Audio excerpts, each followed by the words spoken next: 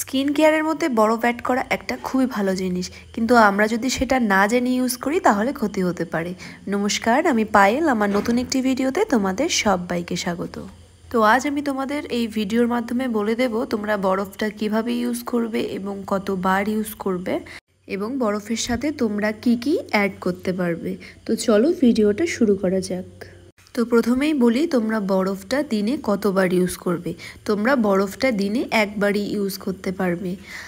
যদি তোমাদের মনে হয় তোমরা দুবার ব্যবহার করতে পারবে, কিন্তু এর বেশি তোমরা ব্যবহার করতে পারবে না, এতে তোমাদের স্কিনের ক্ষতি হয়ে যেতে পারে।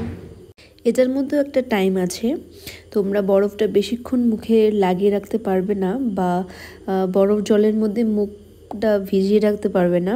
তোমরা 1 থেকে 2 মিনিটই মুখে বরফটা লাগাতে পারবে। এখন আমি কথা বলবো তোমরা ফেসের মধ্যে বরফটা কিভাবে অ্যাপ্লাই করতে পারবে।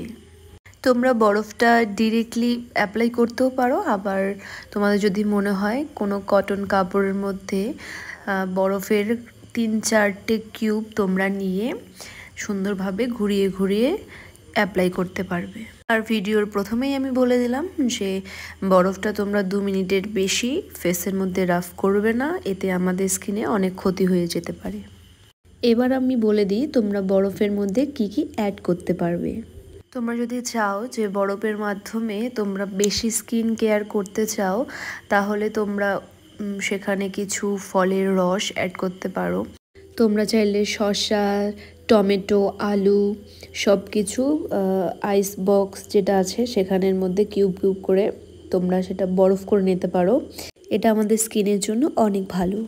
আর একটা কথা, তোমরা যে গ্রিন টি খাও সেটাও তোমরা বরফ জমিয়ে তোমরা ফেসে অ্যাপ্লাই করতে পারো, সেটাও কিন্তু ফেসের জন্য অনেক উপকারী। তোমরা যদি রোজই বরফ ফেসের মধ্যে অ্যাপ্লাই করো, তাহলে তোমাদের ফেস দেখবে আগের তুলনায় অনেক ভালো হয়ে গেছে।